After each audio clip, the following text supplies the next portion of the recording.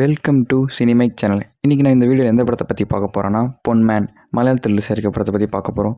இந்த படத்தோட ஸ்டார்டிங்கில் நம்ம ஹீரோனோட அண்ணன் வந்து ரொம்ப கம்யூனிஸ்டில் இருக்கான். அதால் நிறைய பிரச்சனை வருது. இந்த மாதிரி டைமில் வந்து அவன் ஹீரோனுக்கு கல்யாணம் பண்ணி வைக்கணும். மாப்பிள்ளலாம் செட் ஆகிடுச்சு. மாப்பிள்ளை வீட்டில் வந்து 25 பவுன் நகை கேட்குறாங்க. ஒரு டேட் கொடுக்குறாங்க. அந்த டேட்டுக்குள்ளே இவரால் சேர்க்க முடியாமல் போயிடுது.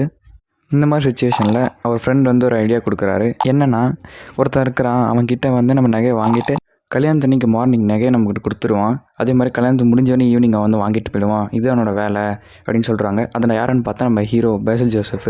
இதே மாதிரி வந்து நகைத்தை கொடுக்குறாரு. நகையை அவர் சாயங்காலம் வாங்குறாரா. இதை மீதி படத்துற ஸ்டோரியாக இருக்கும். இந்த ஸ்டோரியில் ஒரே லாஜிக்கே இல்லாமல் நடக்கும். ஹீரோ வந்து நகையை வந்து பொண்ணு வீட்டு சைடில் கொடுத்துருப்பாரு. ஆனால் அந்த நகை தொலைஞ்சு போச்சுன்னு சொல்லிட்டு அப்புறம் இப்போ ஹீரோட மாப்பிள்ளை சைடு கேட்டுட்ருப்பார். இது சம்மந்தமே இல்லாமல் இருக்கும் அந்த படத்துக்கு.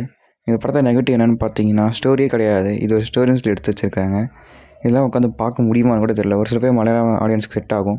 நமக்குலாம் இது செட் ஆகாது. இந்த படத்துக்கு நம்ம தர ரேட்டிங் வந்து 5க்கு 2 தான். ஏன்னா அதுவும் அந்த ஹீரோக்காக தான், அந்த ஆக்டிங்காக தான் மட்டும்தான். மற்றபடி இந்த படத்தில் ஒன்றும் இல்லை. போர் அடித்தா ஒரு ஓடிடியில் பார்க்க வேண்டிய படம் இது. தேரில் பார்க்காதீங்க. தேங்க்யூ.